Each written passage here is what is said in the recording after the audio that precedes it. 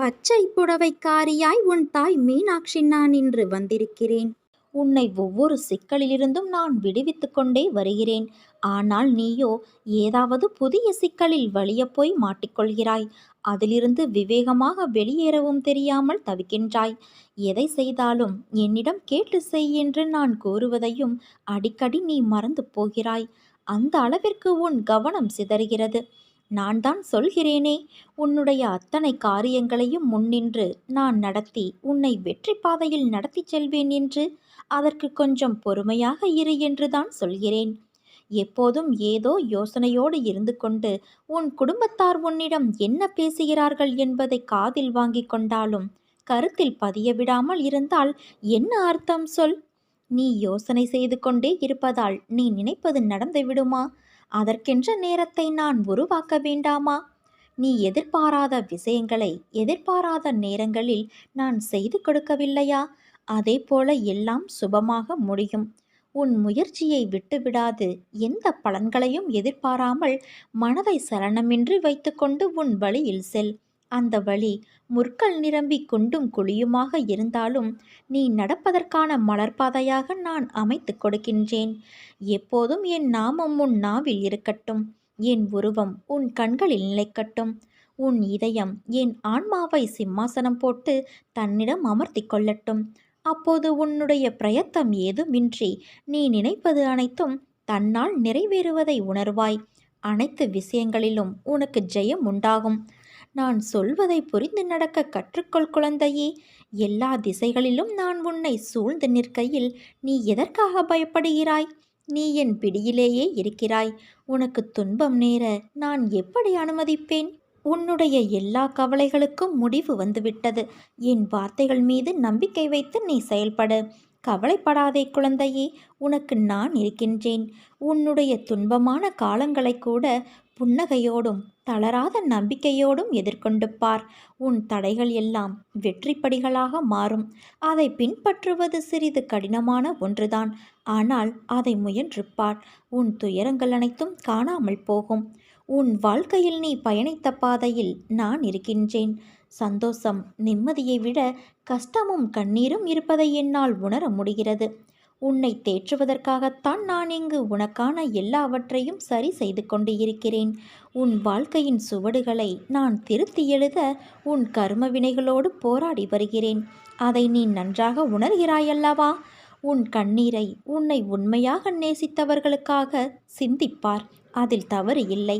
உன்னை துளிக்கூட மதிக்காது ஏளனமாய் பார்ப்பவர்களுக்காக கண்ணீர் என்னும் பொக்கிஷத்தை சிந்தாதே என் குழந்தையே. உன் வழியை நான் எப்படி புரியாமல் இருப்பேன்? எப்படி உணராமல் இருப்பேன்? உனக்கு மனவலியை ஏற்படுத்தப்பட்டதற்கு நியாயம் கேட்கிறாய். அதற்கு நான் நிச்சயம் நியாயம் வழங்குவேன். அதுவரை நீ பொறுமையோடும் நம்பிக்கையோடும் இரு. உனக்கான காலத்தை உருவாக்கிவிட்டேன். இன்னும் சில நாட்களில் நீ அதில் பயணம் செய்யப் போகிறாய். உன்னை நிச்சயம் நான் செம்மைப்படுத்தி உயர்த்துவேன் குழந்தையே. உனக்கு நான் எப்போதும் துணை நிற்பேன். நான் உன்னிடம் எடுத்துக்கொண்டதை விட பெரிதாகத்தான் தருவேன் என்பதை என்றும் மறவாதே. உன் பக்தி தூய்மையானதாக இருக்கட்டும். உனக்கு உதவி செய்ய நான் என் பக்தனை அனுப்பி வைத்து உன் பக்தியை இன்னும் மேம்படுத்துவேன். பிறவிகள் மாறிக்கொண்டே இருக்கும். தேகம் மாறிக்கொண்டே இருக்கும். ஆனால் கர்மவினை நம் பின்னால் வந்து கொண்டே இருக்கும். மீதமுள்ள கர்ம வினைகளில்தான் பிறவிகள் தொடர்கின்றன. அனுபவிக்காமல் கர்மவினை நீங்காது. வேறு வழி இல்லை. அனுபவிக்காமலேயே இருக்கவும் முடியாது என்பதற்கு உதாரணம்தான் இந்த பிறவி. அதை கர்மாவின் உருவமாகவே கருதிப்பார். ஆனால் இந்த விஷயத்தில் ஆராதனை செய்து கொண்டிருந்தால், என் கதைகளை கேட்டுக்கொண்டிருந்தால், என் நாமத்தை எப்போதும் நீ ஜபித்து கொண்டு இருந்தால், உன் இரும்பு போன்ற கர்மாவை நான் பஞ்சு போலாக்கி விடுவேன். அந்த பஞ்சு போன்ற கர்மாவை அனுபவிக்கும் சக்தியை கூட சக்தியே உருவான நான் உனக்கு தருவேன். தலைக்கு வந்தது தலைப்பாகையோடு போய்விட்டது என்றது போல நீ அனுபவிப்பது தெரியாமலேயே எல்லாம் சரியாகிவிடும். யாரிடம் நீ மனம் விட்டு உன் குறைகளை பகிர்ந்து கொள்கிறாயோ அங்கிருந்தே நிவர்த்திக்கான வழிகளை நான் நேர் செய்கிறேன். யாரை தேடி நீ போகிறாயோ அவராகவே நான் இருந்து உன்னை வரவேற்று உபசரிப்பேன். யாரை பார்த்ததும் உன் இதயம் இலகுகிறதோ அவரது வாயிலாகவே நான் நன்மை செய்கிறேன். திசை தெரியாமல் அலைந்து திரிந்து கொண்டு இருந்த உன்னை இன்று என் நேரடி பார்வையில் வைத்திருக்கின்றேன். தன்னம்பிக்கையோடு இரு. எதிர்பார்த்தது கிடைக்கவில்லை என்றால் எதிர்த்து நின்று போராடு. பயந்து ஒளியாதே. எதற்காகவும் பயப்பட வேண்டிய அவசியமில்லை. ஆசை, இன்பம், துன்பம், துயரம் இதற்கு முடிவு கிடையாது. இதையெல்லாம் தாண்டி வந்தால்தான் நீ தேடி வந்த அற்புதமான சுகங்கள் உனக்கு கிடைக்கும். அன்று என்னை நீ முழுவதுமாக புரிந்து கொள்வாய். விரும்பிய வாழ்க்கையை நீ புரிந்து கொண்டு பிறகு ஏற்றுக்கொண்டு அனைத்தையும் சகித்து கொண்டு கடந்து வந்துவிட்டாய். இனி கவலை எதற்காக? எதற்காக இந்த பயம்? நான் இருக்கிறேன். எவ்வளவு வேதனை, எவ்வளவு துயரங்கள்! இதிலிருந்து நீ மீண்டு வந்துவிட்டாய். உன்னை நான் கைவிடுவேனா? இனி நடக்கப் போவதை பார்த்து நீ வியக்கப் போகிறாய். தைரியமாக இரு. நீ ஜெயிக்கப் போகிறாய். ஏனென்றால் உன்னை தேடி நான் வரப்போகிறேன். நீ என்னை வரவேற்க தயாராக இரு குழந்தையே. உன்னை மகிழ்விக்க நான் வருகிறேன். உன் கர்ம பலன்களை விளக்கி அனைவரும் வியக்கும் வண்ணம் உன்னை உயர்ந்த நிலைக்கு நான் கொண்டு செல்லப் போகிறேன். கவலைப்படாதே. என்னை நோக்கி நீ வேண்டுதல் செய்ய துவங்கிய அந்த நேரத்திலேயே உனக்கு பதில் தரும் வேலையை நான் துவங்கிவிட்டேன் என்பதையும், அதனால்தான் நீ சோதனைகளை அனுபவிக்கிறாய் என்பதையும் உனக்கு நான் பலமுறை அறிவுறுத்தி வைத்திருக்கின்றேன். இப்போது அதை உனக்கு நினைவுபடுத்துகிறேன். என்மேல் பூரண நம்பிக்கை வைத்து பொறுமையாயிரு. உன்னை நான் ஒருபோதும் கைவிட மாட்டேன். எந்த ஒரு நிகழ்வுகளுக்கும் பின்னால் என் பக்தர்களுக்காக நான் செய்யும் எல்லா செயல்களையும் அவர்கள் அந்த நேரத்தில் அறிய மாட்டார்கள். அவர்களுடைய முன்வினைகளை, முந்தைய கர்மாக்களை நன்கு அறிந்த நான் அமைதியாக அவர்களிடம் மனமாற்றத்தை ஏற்படுத்த முயற்சி செய்வேன். கால ஓட்டத்தில் நிர்ணயிக்கப்பட்ட அந்த குறிப்பிட்ட நேரத்தில் என் ஆசிகளின் பலனை ஒருவர் பெற வேண்டுமானால் அதற்கு மிகுந்த நம்பிக்கையும் பொறுமையும் தேவைப்படுகிறது. உன் பிரச்சனைகளுக்கு தீர்வை கொடுக்க இன்று உன் இல்லம் தேடி வருகிறேன். இன்னும் சிறிது நேரமே இருக்கிறது. இனிப்பான செய்தியை உன் செவிகள் நிச்சயம் கேட்கும். யார் உனக்கு துன்பத்தை கொடுத்தார்களோ அவர்கள் இன்றைக்கு நிச்சயம் நன்றாக இருப்பதை போன்ற தோற்றம் உனக்கு தெரியும். கெட்டதை செய்கின்ற அனைவரும் நன்றாக இருக்கிறார்கள். நல்லதையே செய்கிற நான் கஷ்டப்படுகிறேன் என எரிச்சலோ கவலையோ படாதே. அவர்கள் காலையில் பூத்து மாலையில் வாடும் பூவை போன்றவர்கள். இப்போதுள்ள மேன்மையிலிருந்து விரைந்து கீழே தள்ளப்படுவார்கள். ஆனால் நீயோ விருட்சத்தை போன்றவர். நீ ஆழ வேரூன்றி நிற்பாய். அநேகம் பேர் உன்னை ஏமாற்ற வந்தாலும் அயர்ந்து போகாதே. எத்தனை இழப்புகள் வந்தாலும் சோர்ந்து போகாதே.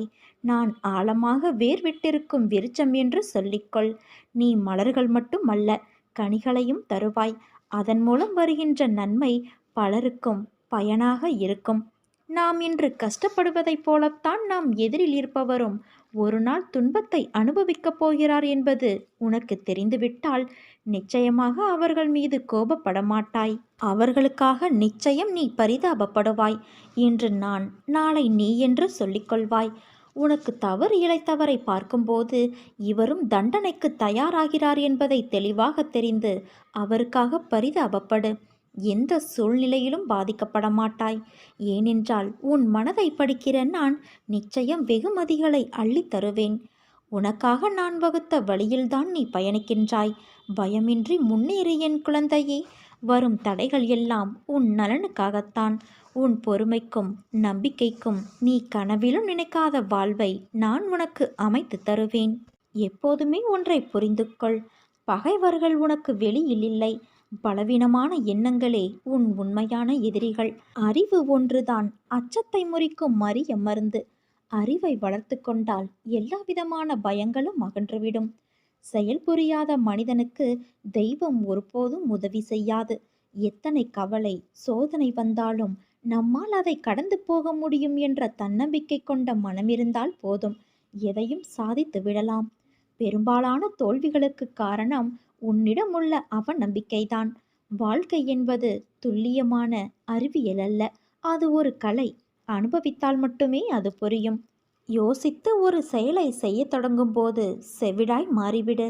ஏனென்றால் முதலில் உற்சாகமான சொற்களை விட கேலி சொற்கள் தான் அதிகம் இருக்கும். வாழ்வதற்கு நிறைய சிரமப்பட வேண்டிய அவசியமில்லை. ஆனால் சாதிக்க வேண்டும் என்றால் நிறைய சிரமப்பட வேண்டும். வெற்றி பெற விரும்புவோர் செல்லும் பாதை சிவப்பு கம்பளம் விரித்து இருக்காது. கரடுமுரடான பாதையாகத்தான் இருக்கும். அதில் பயணம் செய்துதான் நாம் வெற்றி பெற வேண்டும். வாழ்க்கையில் நம்பிக்கை, நிதானம், பொறுமை, சகிப்புத்தன்மை, உண்மையான அறநெறியில் வாழுதல், புறம் பேசாமல் இருத்தல், இதை நீ கடைப்பிடித்தாலே உன் பாதை மேலும் சுகமான பயணமாய் அமையும். உனக்கு என் அருளும் ஆசியும் எப்போதும் உண்டு என் செல்ல குழந்தையே. என்னை கேவலமாக பேசியவர்கள் முன் நான் வாழ்ந்து காட்ட மாட்டேனா என்று நீ ஏங்கிக் கொண்டு இருக்கிறாய். கவலை கொள்ளாதே. சத்தியத்திற்கும் எனக்கும் கட்டுப்பட்டு நேர்மையோடு இருக்கும் நீ நிச்சயம் தடைகளை தகர்த்து வெற்றியடைவாய். உலகில் சிலர் எப்பொழுதும் மற்றவர்களை காயப்படுத்தி கொண்டுதான் இருப்பார்கள். அதைத்தான் அவர்கள் உனக்கும் இழைக்கிறார்கள். அந்த சொற்களுக்காக நீ வருந்தாதே. மனதைரியத்தோடு நீ உன் கடமைகளை செய். உன்னுடைய ஆற்றலை தேவையற்ற இவர்களிடம் ஏன் வீணாக்குகிறாய்? இதுவரை உன் மனதில் இருந்த வலி, துக்கம், தோல்விகளால் மனம் வெறுத்து போய் பரிதவித்தது எல்லாம் முடிவுறும். உன் உழைப்பிற்கு ஏற்ற பலன் கிடைக்கும். நிம்மதியும் சந்தோஷமும் அழகாய் பூத்து குலுங்கும் வண்ண மலர்களைப் போல இனி உன் வாழ்க்கையில் என்றும் வசந்தம் வீசும். உன்னை ஏளனமாக பார்த்து நகைத்தவர்கள் முன்னால் கொடியாய் நீ உயர்ந்து நிற்பாய் என் குழந்தையே. அந்த காலம் வெகு தூரத்தில் இல்லை. என் குழந்தையின் நல்வாழ்வே எனக்கு மகிழ்ச்சியை தரும். நிச்சயம் தடைகளை தகர்த்து நீ வெற்றியடைவாய். நான் அடைய வைப்பேன். கவலைப்படாதே. உன் வாழ்வில் நீ படும் வேதனைகள் அனைத்தும் பொடி பொடியாக உன்னை விட்டு நீங்கப் போகிறது. உனக்காக நான் அவதரித்து விட்டேன். நான் இன்றும் அனைவரது இதயத்திலும் வாழ்ந்து கொண்டு இருக்கிறேன். சிலை வடிவமாகவும் படமாகவும் இன்றும் நீ திரும்பும் இடமெல்லாம் உனக்காக நிழலாக வந்து கொண்டு இருக்கிறேன். தயவு செய்து பொறுமையாக இருக்க பழகிக்கொள். எதற்கெடுத்தாலும் பரபரப்பு, கோபம், அவசரம், ஏன் இப்படி இருக்கிறாய்?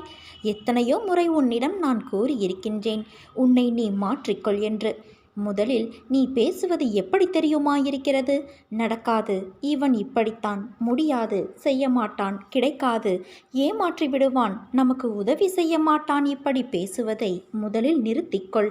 எப்போதும் சுயநலத்தோடு யோசிக்காதே. வாழ்க்கையில் முன்னேற அடுத்தவன் உதவியை நாடாதே. வெற்றியை நீ தேடிப்போ, அது உன்னை தேடி வராது. கஷ்டங்களைக் கண்டு ஓடி ஒளியாதே. பயப்படாதே. பயந்தால் அது உன்னை விழுங்கிவிடும். வாய்ப்பு தேடி வந்தால் தவற விடாதே குழந்தையே. எதை செய்தாலும் என்னை மனதில் நினைத்து நீ செயல்படு. பிறகு நடக்கப் போவதை பார். பொறாமை கொள்ளாதே. இனி உனக்கு நல்ல காலகட்டம்தான். வாழ்க்கையில் மிக மிக உயர்ந்த பதவி காத்து கொண்டு இருக்கிறது குழந்தையே. நிச்சயமாக நான் அதை உனக்கு அமைத்து தருவேன். அதை பூர்த்தி செய்து வைப்பேன். கவலையை விட்டொழி. உன்னோடு உன் தாய் நான் இருக்கிறேன்.